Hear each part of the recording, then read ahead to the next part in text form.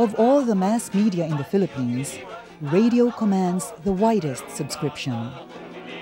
Here and in other developing countries, radio's daily menu of music, talk, and drama is the most affordable and the most accessible source of information and entertainment. The round-the-clock signals of almost 600 stations are a daily companion in the home, the workplace, the school, the mall, and on the road.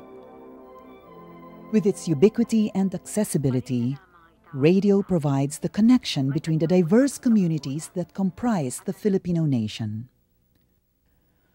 How has radio come to occupy a central role in the forging of a national consciousness and, perhaps, the crafting of a national identity? Philippine radio was born during the American colonial period. In the early 1900s, radio broadcasting was in the experimental stage in the Western world.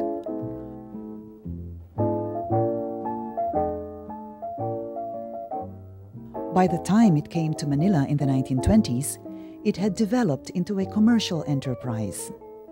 American businessmen brought in radio primarily as a medium for the introduction of American consumer goods to Filipinos.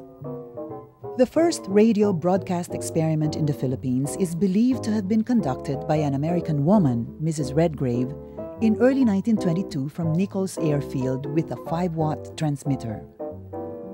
But most credit Henry Herman, another American, as the first to conduct commercial radio broadcasting experiments in the Philippines. Herman began test broadcasts from 3 stations in June 1922, less than 2 years after the first American commercial station. As a colony of the United States, the Philippines adopted the American call letters KZ for its radio stations. At the end of the 1920s, other stations had come and gone, with 2 surviving to the following decade, KZIB and KZRM of the Radio Corporation of the Philippines, or RCP. In 1929, RCP put up KZRC in Cebu City, the first outside Manila. The radio business attained growth and a measure of stability in the 1930s. By the end of the decade, there were 4 stations, 2 owned by Americans and 2 by Jose Amado Araneta, the first Filipino major player in the broadcasting business. Manila stations invested in shortwave transmitters, making it possible for Manila programs to be heard in other countries as well as on ships at sea.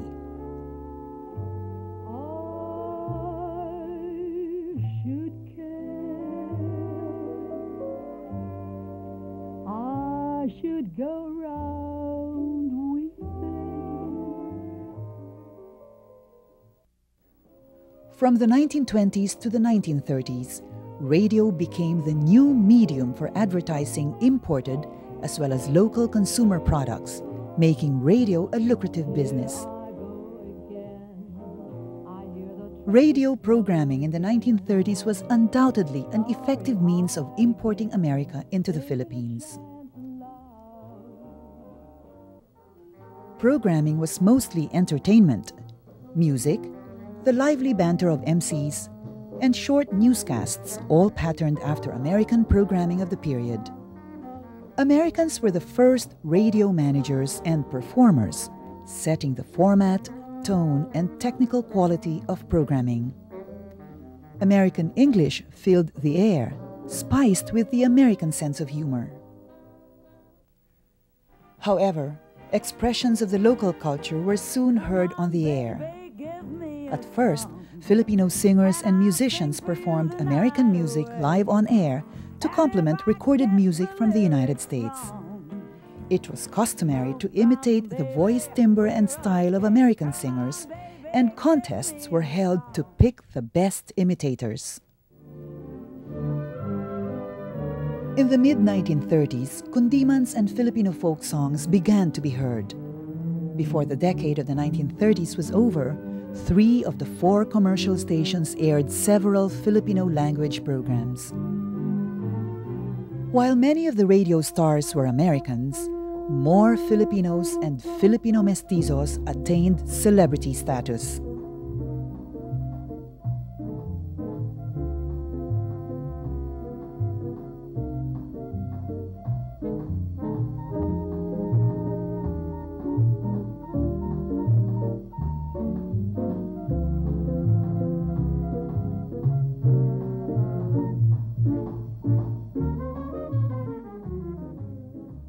Some of the most endearing comedians whose careers spanned decades first made a name in radio. Others crossed over from vaudeville, while others also appeared in movies. A few also performed on stage. In the late 1930s, as the war became imminent, radio became an important source of news.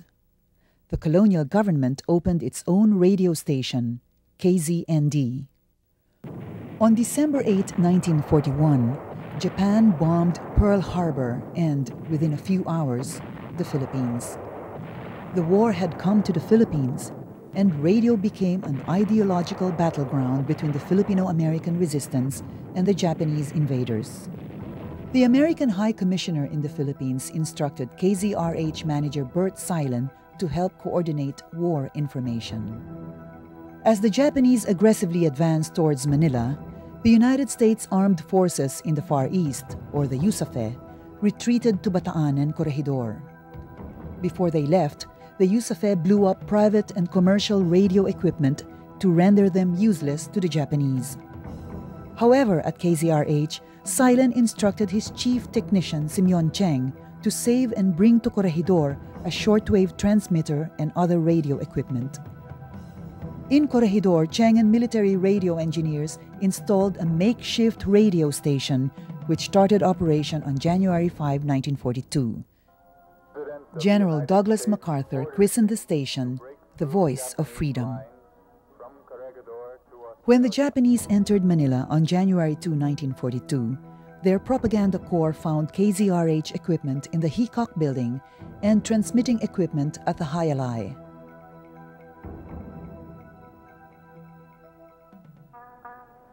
"12 days later, the Japanese broadcasters were on the air.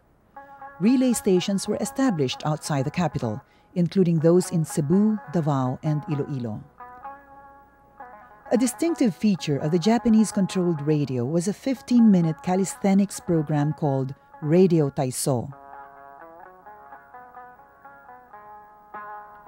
Lessons in the Japanese and Filipino music and Japanese and Filipino languages and literature were on the air. The Japanese controlled radio listening by banning radio sets unless registered with the authorities. The registered sets were rigged to make them incapable of receiving shortwave signals from the United States.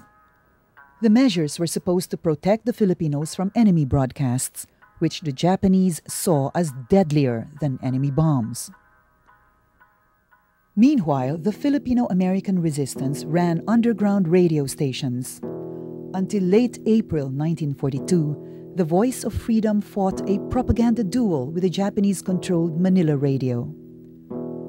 The nightly broadcast was transmitted on different frequencies to avoid detection and jamming by the Japanese. Carlos P. Romulo read the news and commentary in English, written by Romulo Leon Maria Guerrero and Salvador P. Lopez. Francisco Isidoro translated and read the program in Tagalog called Tinig ng Kalayaan. Before Bataan fell, Romulo was evacuated to Australia and Norman Reyes took over as announcer. In Cebu, KZRC continued broadcasting until the Japanese overran the province in May 1942. For 4 months after Corregidor fell in early May 1942, another resistance radio, the Voice of Juan de la Cruz, went on the air from Manila. Carlos Malonzo and his wife, Violet Brown, ran the station until they were caught by the Japanese. Guerrillas operated sporadic underground broadcasts. Filipinos caught or suspected of listening to guerrilla broadcasts were tortured or executed by the Japanese.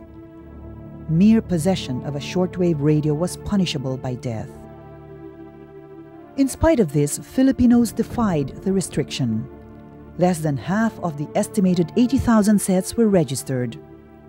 Filipino technicians hired by the Japanese to rig the sets secretly restored the shortwave capacity of the radios.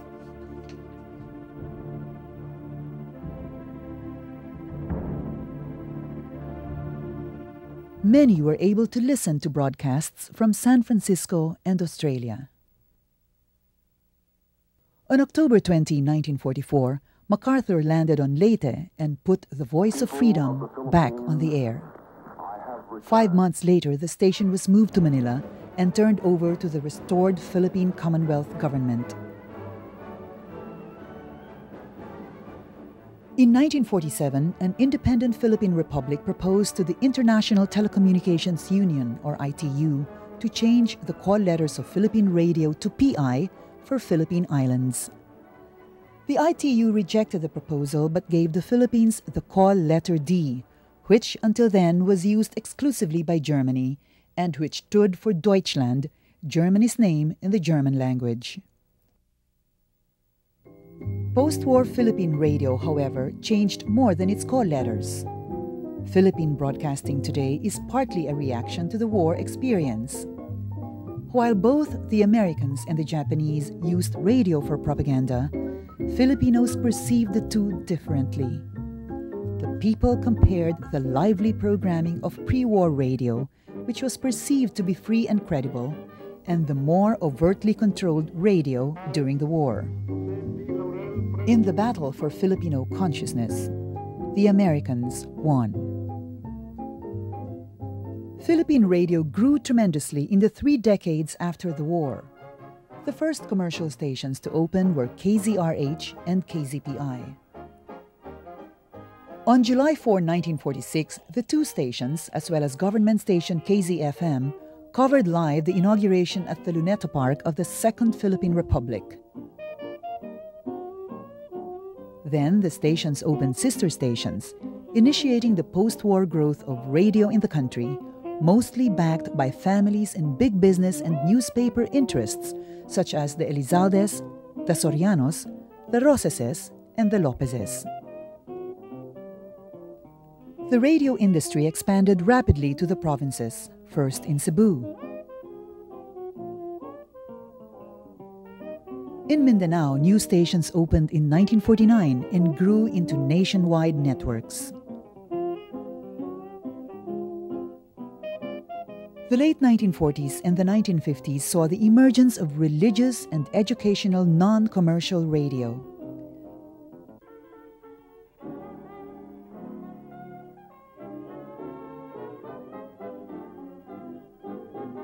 The government developed a nationwide network of 14 stations. The growth of the radio industry in the Philippines after the war was phenomenal. Before the war, it took almost 20 years to establish 5 stations. In just 30 years after the war, the number grew to 280. The years 1946 to 1957 are called the golden years of Philippine radio. New program formats excited audiences.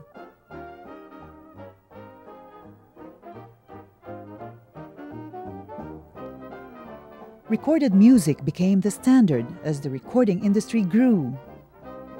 Light classics and American popular music remained the favorites, but local renditions and adaptations were also popular.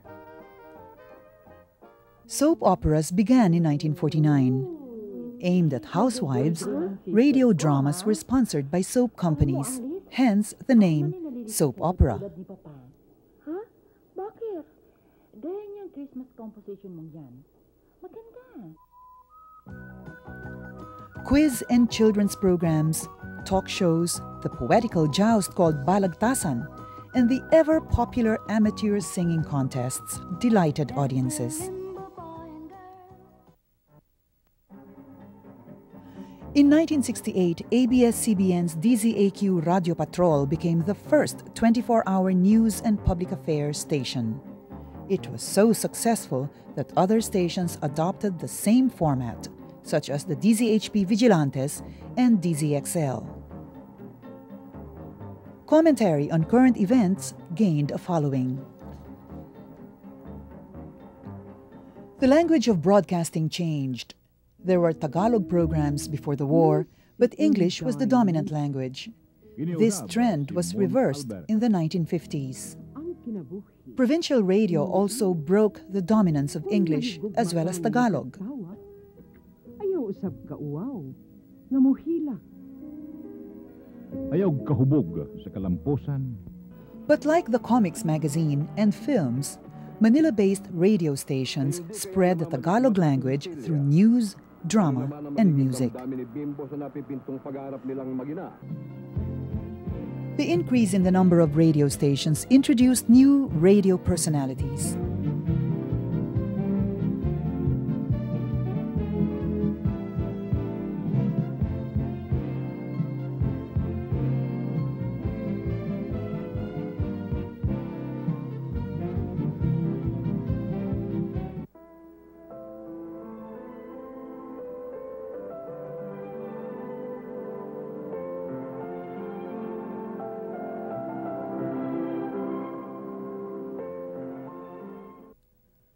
A new generation of comedians was born, and with them, a more pronounced Filipino comic sensibility. Even if recorded music became the norm, some programs featured live singing.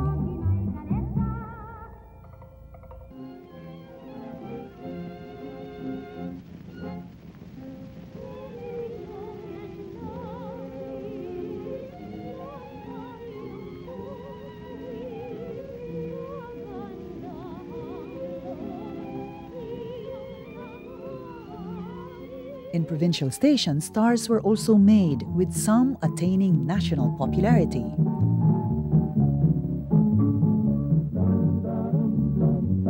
With the film industry back on its feet and with television debuting in 1953, the more popular radio programs and radio stars once again crossed over to film and television.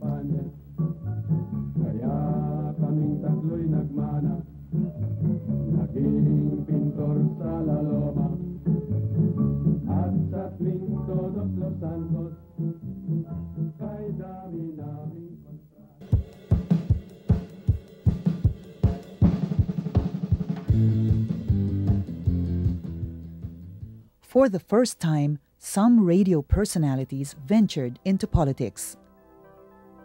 The invention of the transistor radio set partly explains the extraordinary growth of the radio industry in the 1950s and the 1960s. The transistor radio was small, light, portable, and ran on cheap batteries. It brought news and entertainment to the most isolated barrios. The arrival of television in the 1950s did not diminish radio's popularity. Unlike radio, television sets were expensive, bulky, and required access to electrical outlets. The rapid growth of the radio industry after the war threatened the viability of many stations. The intense competition gave advertisers considerable control over many programs.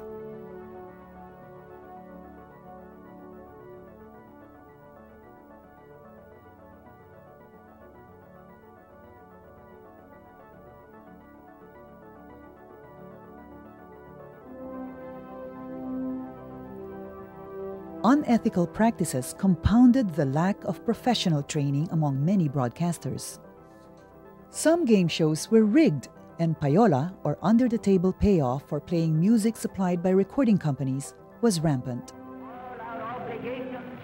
Critics blamed the change in the radio regulation law for radio's uncontrolled growth.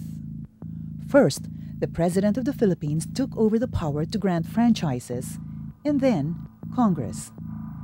A significant number of franchises were political favors. In 1972, President Ferdinand Marcos declared martial law, alleging a serious threat from communist insurgents. Marcos's first letter of instruction put all media in the control of the press and national defense secretaries.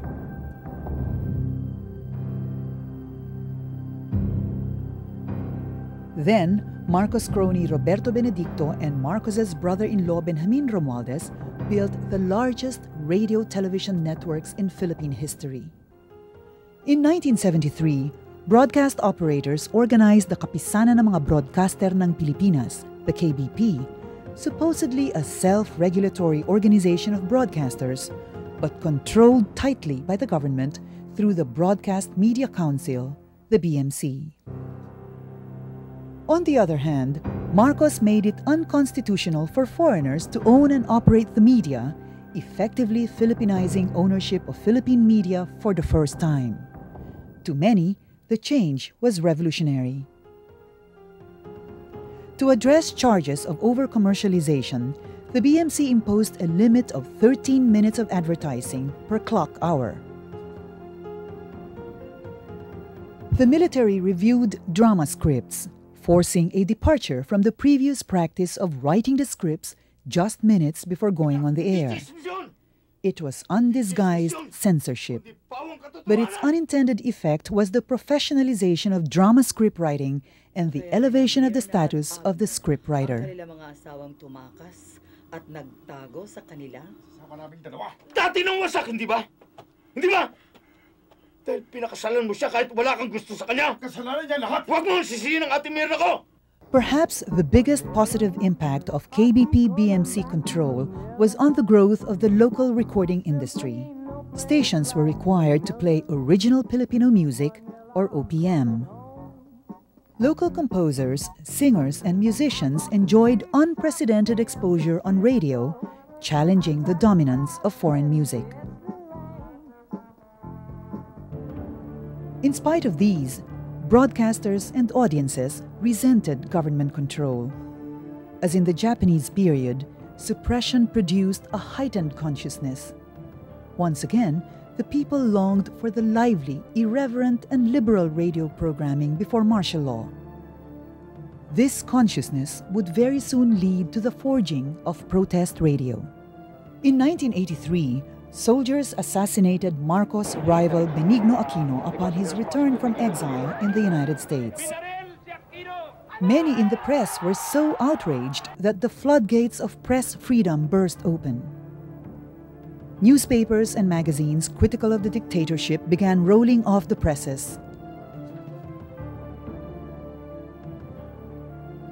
The Catholic radio station DZRV covered the assassination, its correspondent annotating the event through a payphone. Many of the predominantly Catholic Filipinos took DZRV's stance as their cue to begin opposing the government. Several radio stations followed suit, covering the street protests led by Aquino's widow, Corazon. I am ready to call a snap election.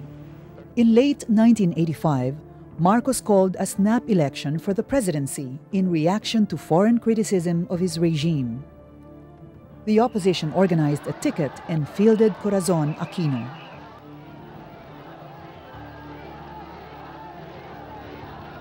Radio stations covered the heated campaign and election, the fraudulent counting of ballots, the howls of protest, and the citizens' revolt that ousted Marcos. In fact, radio did not merely cover the revolt, it was a crucial participant. In the provinces, several radio operators hooked onto DZRV, allowing people in the regions to follow what was happening in Manila. 2 weeks after the election, National Defense Secretary Juan Ponce Enrile and Philippine Constabulary Chief General Fidel Ramos announced a break from the government in a press conference. They acknowledged Corazon Aquino as the winner of the election and appealed to Marcos to give up power. Within 2 hours, Catholic Church leader Cardinal Jaime Sin went on the air over DZRV and asked the people to support the rebels. Soon after, there was a multitude on EDSA between the two military camps where the rebels were holed up. With busloads arriving from all over Luzon, the crowd swelled to 1 million at one point. Marcos loyalists in the armed forces failed to get close to the rebels as the people formed a formidable human barricade.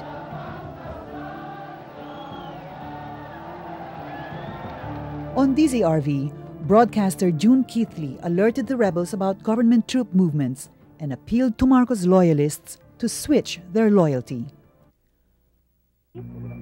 Both sides were listening and both understood the impact of her broadcast. While other stations began to cover EDSA, Keithley moved to a clandestine radio station which she called Radio Bandido. provincial stations hooked onto Radio Bandido, delivering to audiences throughout the country a minute-by-minute account of the turmoil. Thousands from the Visayas and Mindanao were poised to come by boat to Manila, preempted only by radio reports that Marcos had left the country. On the third day of the revolt, Marcos went on government TV Channel 4 to belie reports that he had fled the country. He was unable to finish his announcement emanating from Malacanang Palace as rebels took over the Channel 4 studios. By February 25, the final day of the revolt, practically all radio stations covered Aquino's inauguration at Club Filipino. Meanwhile, rebels interrupted the TV coverage of Marcos's inauguration over Channel 9. The capture of Channel 4 and other TV stations was the turning point that led to the ouster of Marcos. But it was radio that first galvanized the people. One of the first acts of President Corazon Aquino was to sequester radio and television stations illegally acquired by Marcos and his cronies. ABS-CBN and others recovered their network, and in no time, radio returned to the free and spirited broadcasting audiences enjoyed before martial law. Aquino's term, however, was marred by several coup attempts by military forces. Emboldened by the EDSA experience, radio stations covered each attempt. In the most serious one, staged in the business center of Makati in 1989, radio again played a crucial role. On DZRH, Ray Langit negotiated on the air with the rebels for a ceasefire to allow civilians out of the battle zone. Both the rebels and the government troops were listening as stations throughout the country were once more hooked onto a live coverage of a real-life drama. Eventually, the standoff was resolved. The rebels marched back to their barracks, and President Aquino finished her term. Radio covered later revolts against Presidents Joseph Estrada and Gloria Macapagal Arroyo. But other media were also in attendance. Radio remained the principal medium that immediately informed listeners of fast-developing events of public interest, but television was no longer timid.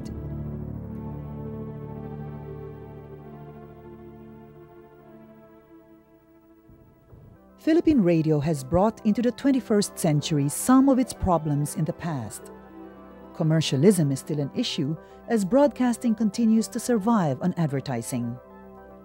Payola persists while some news and public affairs broadcasters practice envelopmental journalism, promoting political and commercial interests in exchange for a fee or favors. Elite control of a significant number of stations allows undue political bias in some programs. Congress, again, has the power to grant broadcast franchises. Radio has been used as a stepping stone to a political career. Some straddle both fields, a questionable practice. But there has also been progress.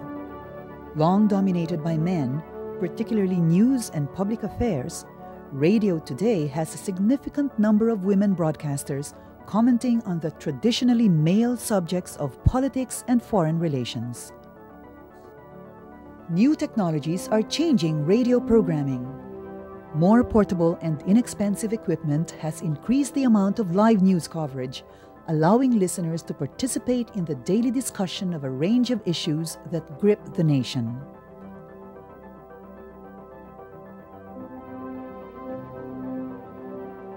Programming has narrowed to music, news, and talk. Game, variety, and children's programs have migrated to TV. However, the soap opera remains as a keen storyteller on radio, even as it also gains a firm foothold on television.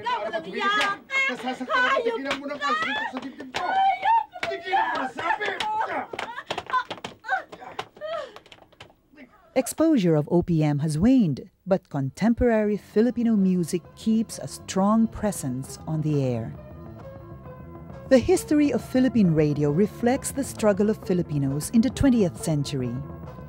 Like other cultural forms, radio has been dominated by the elite, who have used the power of broadcasting to increase their political, economic, and social control. But radio has also been an instrument of resistance, a force for change.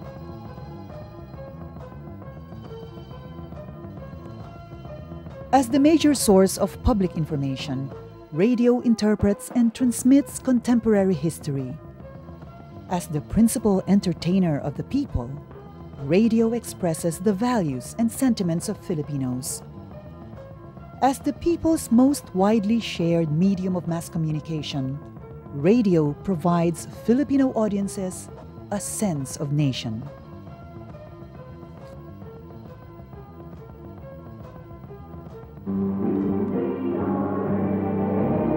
Bagong lakas, pumapagaspas, Radyo Agila, sa buong bansa. 8, 4, 6, Radyo, totoo. Ito naman, ito ang inyong Tia Deli. Nagpapaalam na sa iyo,